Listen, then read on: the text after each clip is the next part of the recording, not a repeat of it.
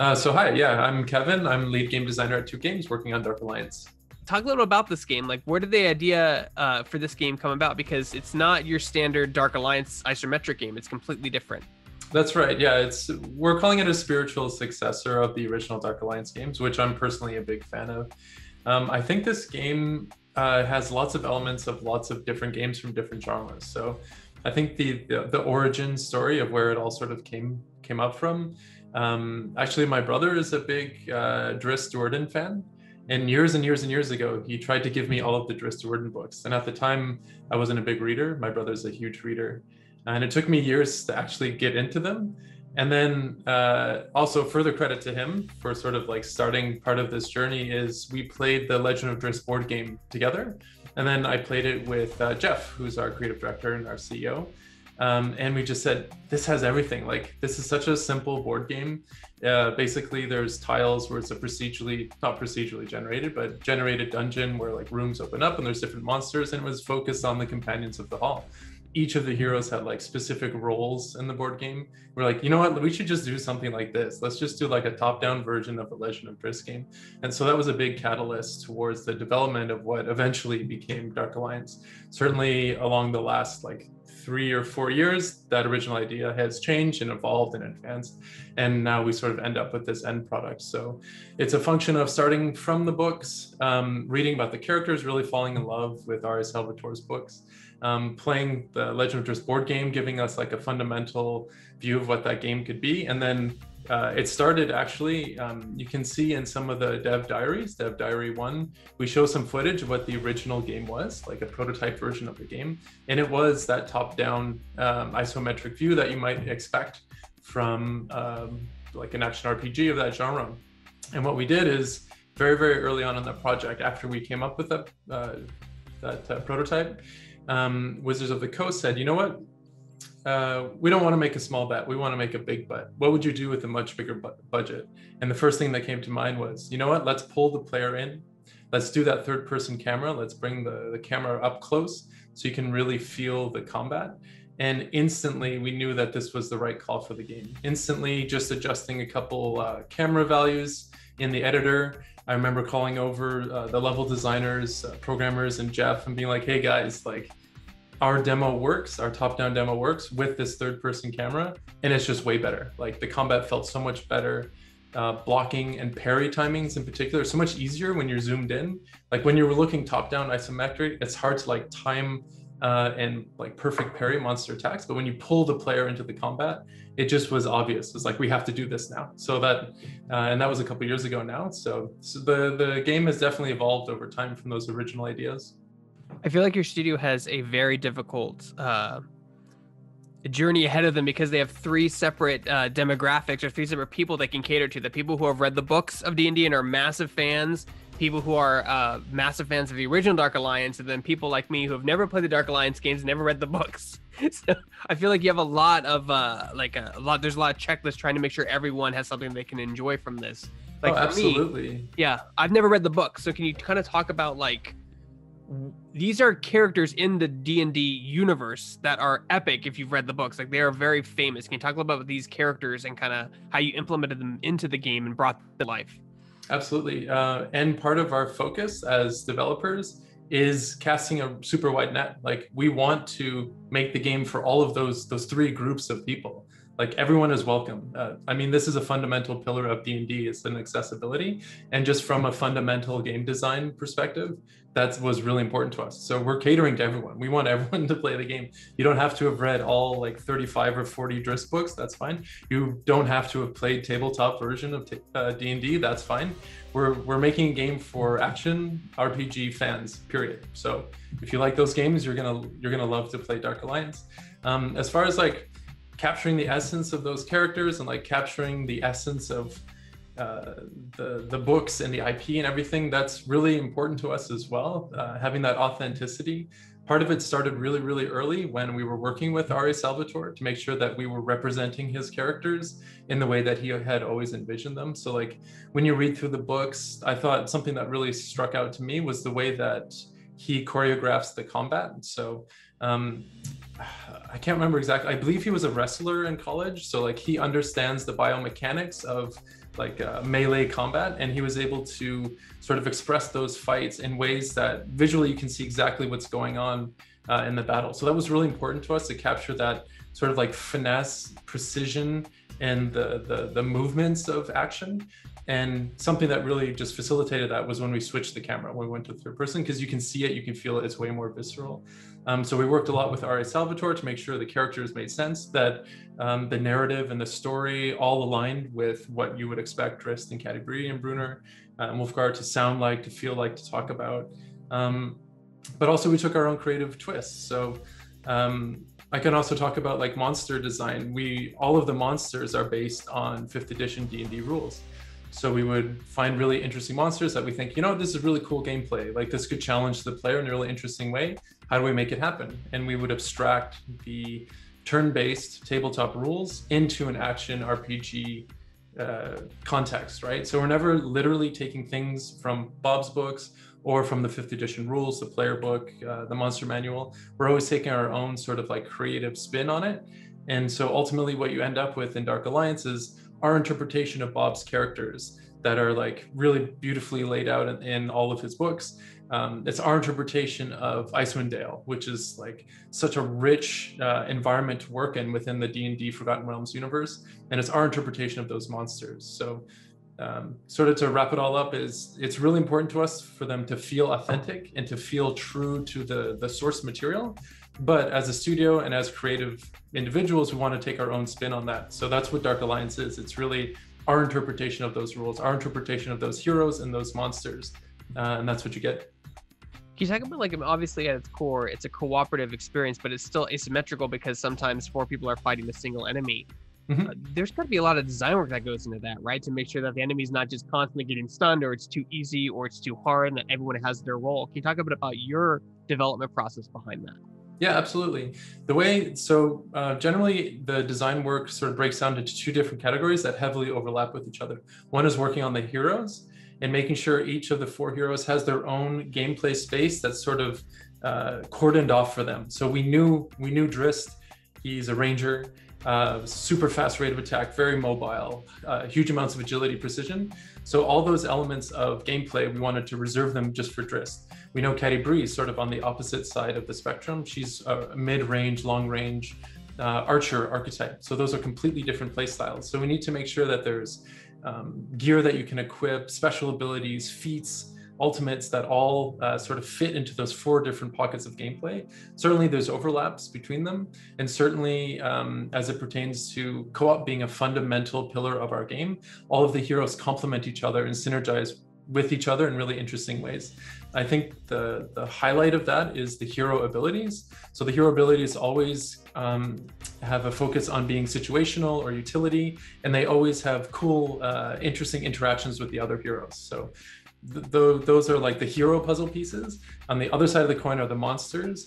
Each of the monster families have different monster archetypes. So we have like the goblin family, and there's 5 different types of goblins. There's sort of like the common fodder goblin who's just a warrior. There's a goblin defender, he has armor. Each of these members of the goblin family have a different challenge to the player and offer a different opportunity for the player to overcome them. So just for an example, that armored goblin, he's the goblin defender. He's the guy who sort of like scavenged bits of plate mail and sort of made his own like armor set from the battlefields and what have you. Wolfgar, he is a huge human barbarian. He carries this like mega big hammer. The area of the gameplay that's sort of reserved for him is breaking through armor, breaking through defenses. So he excels at cracking open those goblin defenders, opening them up, breaking their guard, so that the other allies can come in and just dunk on them. So like if you have Wolfgar in the party, you can do really well against those defenders.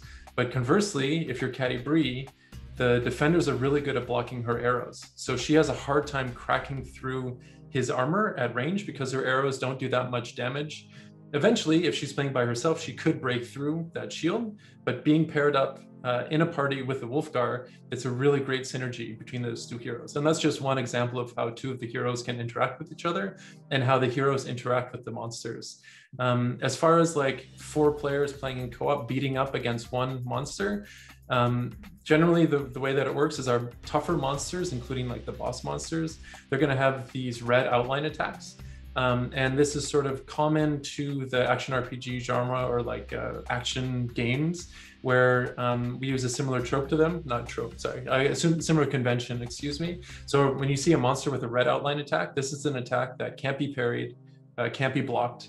You need to evade out of the way. So those big tough guys, you'll be able to beat up on them for a while, then they'll telegraph. It'll look like he's performing a huge attack. He'll turn red and then he'll swing into you, and you have to get out of the way. And this forces the player to back up, forces the player to give space to that monster so that he can get back up on his feet and get ready to fight again. And that rhythm and that pacing of combat is really important to us. And it's something that we spend a lot of time on to make sure we get it right.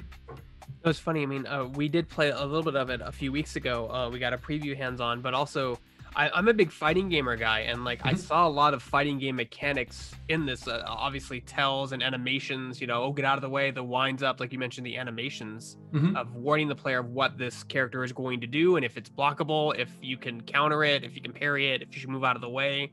Like, there's a lot of work that goes into that. You know, if is the animation too long? Is it too short? How many frames is it? Like, I think it's a really underappreciated in terms of design and development that people don't realize. Oh, it's an insane amount of work, and we have a really, really talented combat designer and animation team. Like, I'm just really proud and like privileged to work with such a talented team. But you're right, when you get into the really nitty gritty and the granular details of how the combat is set up, we're talking about frame by frame by frame. We put like specific windows where within a monster's attack, we decide from this frame to this frame, this is when you can parry. And if you're too early or too late, you're going to take the full damage straight to the face. So there's a lot of like precision that goes into creating a robust combat system like this. And it feels a lot like, it's not necessarily like a hack and slash, we're kind of calling it like a brawler. It feels like a brawler, a beat 'em up. But there's so many different elements from fighting games. And you mentioned sort of like Souls-like, there's elements of Dark Souls in there too. It's really kind of like a hybrid and a combination of interesting combat mechanics from different genres, all sort of rolled into one.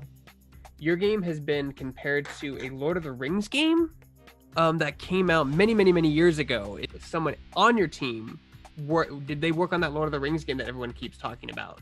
I don't think so. So Louis David, he is our combat designer. Like he's like the brains behind the entire combat system of the game.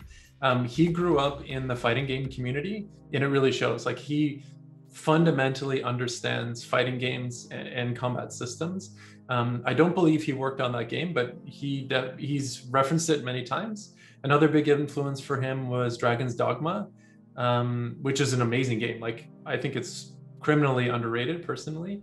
And also some of our gameplay animators, Greg, he worked on Mortal Kombat, working on the animation system. So like, there's definitely a lot of expertise and just a lot of passion of understanding and like developing action games on our team. I do have two community questions here. I did filter most of the community questions, but I thought these two were particularly good ones. So, and you're gonna have to correct me on this pronouncing. Gwen Wyvern is in the game as an ethereal ability from what we've seen in gameplay previews. Was there any plans to put Drit's Panther in the game permanently, or was she always set to be a kind of move set or like an ethereal like thing that he carries around? So Guinevere, she is Drist's astral companion. So from the books, Drist gets this onyx figurine, which sort of embodies this magical panther that comes out and basically saves Drist's ass like constantly throughout the game, throughout the books rather. And we represent that in the game as well. So Drist's ultimate ability is astral companion. He calls forth Guinevere. She comes out and she just pounces on monsters. So yeah, exactly. She is this ethereal being, and she stays for the duration of the ultimate ability. This is always how we envisioned her to be in the game. As fans of the books and fans of Drizzt Do'Urden, certainly we would want her to take a bigger role in the game as maybe like a companion or sort of like a pet style gameplay. But we just, due to like production considerations, we wanted to focus on delivering like a really high quality cooperative game. And that high quality bar is so high that we couldn't execute Guinevere as sort of like a companion at the level that we wanted. So she was used exclusively in that ultimate ability, but actually that's not entirely true. We found a couple other ways to use her in interesting ways. So Driss, in his moveset, he has 50 different moves. you start with like 20 and 25, and you can unlock more. He has 2 moves. One's called Panther Bite, and he does like a swipe with his sword, and Guinevere her like astral visage comes out of the ground and like bites a monster. Yeah, her jaws come out. That's it. That's exactly it. So he has a couple moves where she makes a little appearance as well. But yeah, in the game, she's not like a companion. She's just a complement to Drist's ability set. The decision to not have a magic character at launch was probably a difficult one. What went into involving that character being DLC rather than included in the 4 original classes? Yeah, so there's a couple pieces to that. First is we wanted to set the game in a particular spot within the Legend of Drizzt chronology. So this is more important for the like Legend of Drizzt fans. But our game is set after the Crystal Shard. And at that point in the story, we captured the abilities and the powers of the Companions of the Hall. So they are primarily melee, like martial heroes, except for Catty Bre, she gets her bow. So that's that's the setting of the game. In the later books, they die, they reborn, they gain like special magic abilities and that sort of thing. But we decided that this is where we wanted to set the game. But what that allowed us to do is after launch, we're going to be releasing this 5th character as part of the 3rd DLC.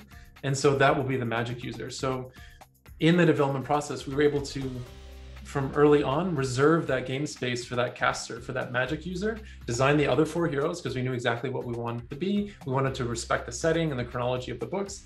And then we have this huge play space for our caster character to occupy.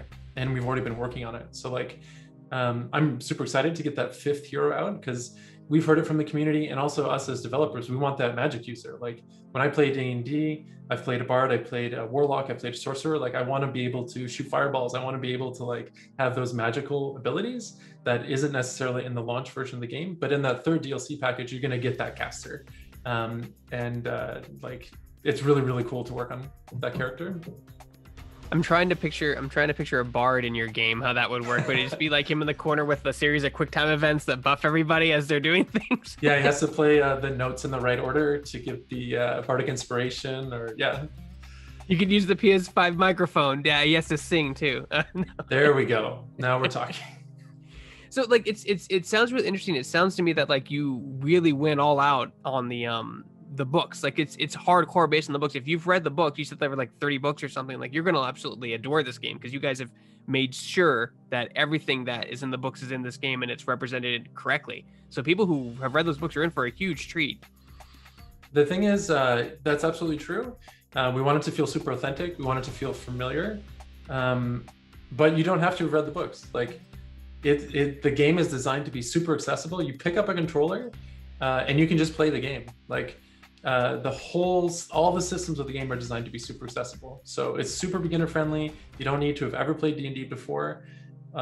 Ultimately, I think what's going to happen is people are going to realize that they've been D&D fans their entire life. They just didn't know it. And just like the original Dark Alliance games, which were designed to be more accessible to get people into D&D, it's going to get you into it. And maybe you realize you're a D&D fan, you just didn't know it yet. So we think ultimately our game can be like a gateway into more D&D, either the tabletop or other like D&D games. And that's really just a function of us as developers being fans of D&D and WotC and being fans of like action RPG games.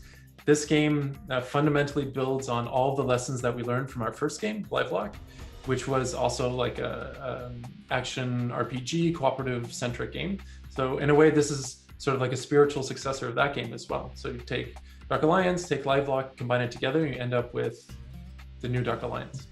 I think it's incredibly important, which is why I wanted to do this interview so badly, because as someone who's never read the books, who's not really familiar with Drizzt or any of these characters in the game, I was kind of like, why is there no customization? Why is there no mage? Why this is weird. Why do I have to play these predetermined characters? Because I played D&D for years, but like it's good to get that information out there so people can temper their expectations and realize this is based on a world that's already been created with characters already well known within this world. And I think that's important information to convey to everyone out there.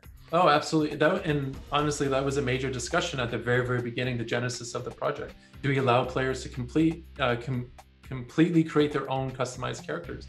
And we decided that this IP is so strong. Like these characters are beloved. Drizzt and the Companions of the Hall, like for those people who've read the books, they're just some of the most popular characters from the Forgotten Realms period.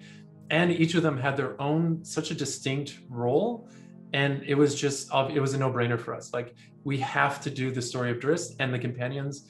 They're such strong characters. They have such rich backstories. There's so much that we can borrow from the Forgotten Realms lore, from the Icewind Dale lore, from Bob's books. It was just like, we're sitting on a gold mine here. Like, we have to do this. And once we made that decision, it made every other decision a lot easier, because we had these heroes to work with. We had this world to explore. And it just became like academic at that point. You have a really interesting mechanic in the game with stamina. I mean, people are familiar with that if they played the Souls games. I'm sure people are like, so here's they saying the Dark Souls things again. But you have a stamina meter you have to manage. But I've noticed that the stamina meter also has a separate gauge that slowly ticks down as you use certain attacks. Is that a control mechanic to stop people from spamming certain attacks, or is it like a difficulty thing to make the fight harder as it goes on longer? It's part of our stamina economy management. So yeah, it's more of a balancing tool. It helps us make sure that those really powerful moves have a cost to it as well. So you're not just doing the most powerful moves over and over and over again.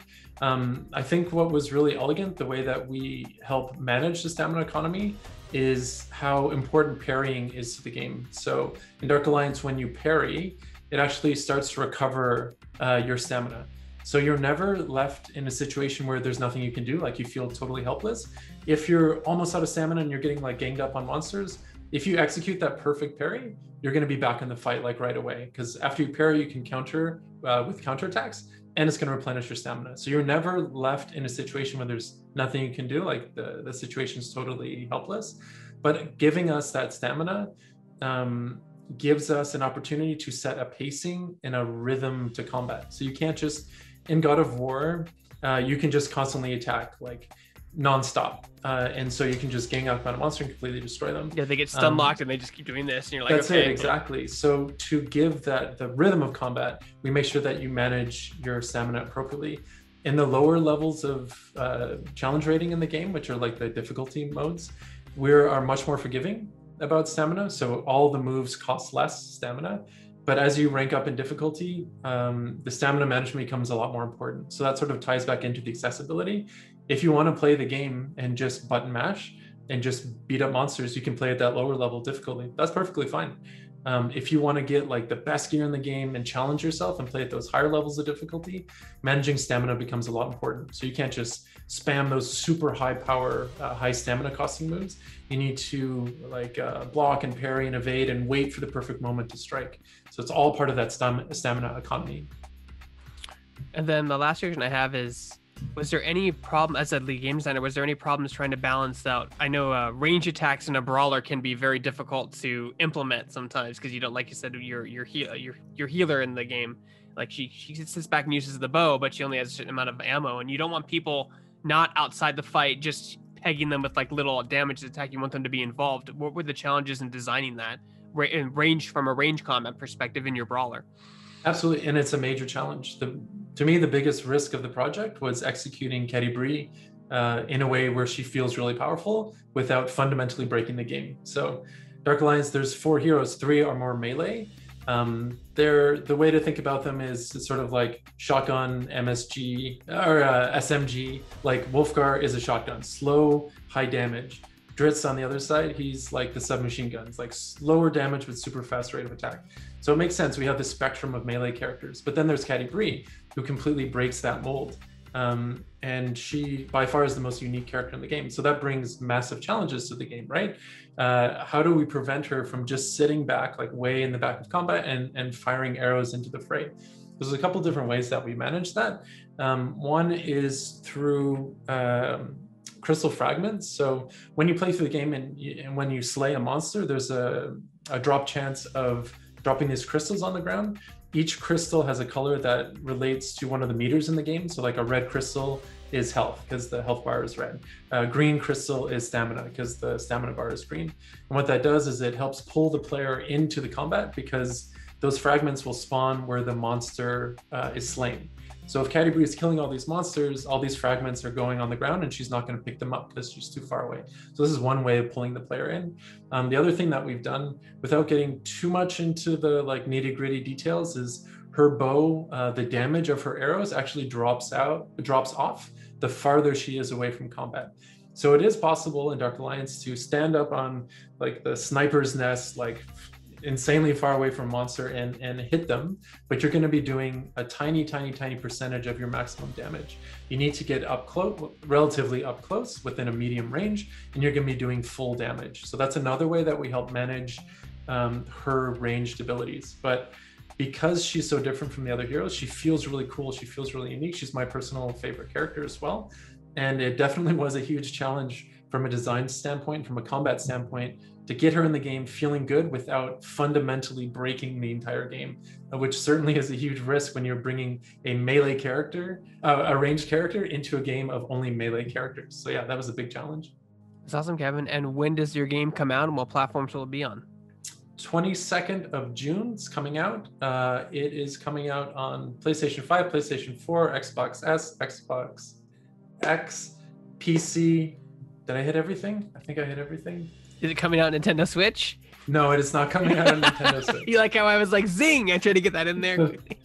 Yeah. No, basically everything but Switch. All right. Perfect.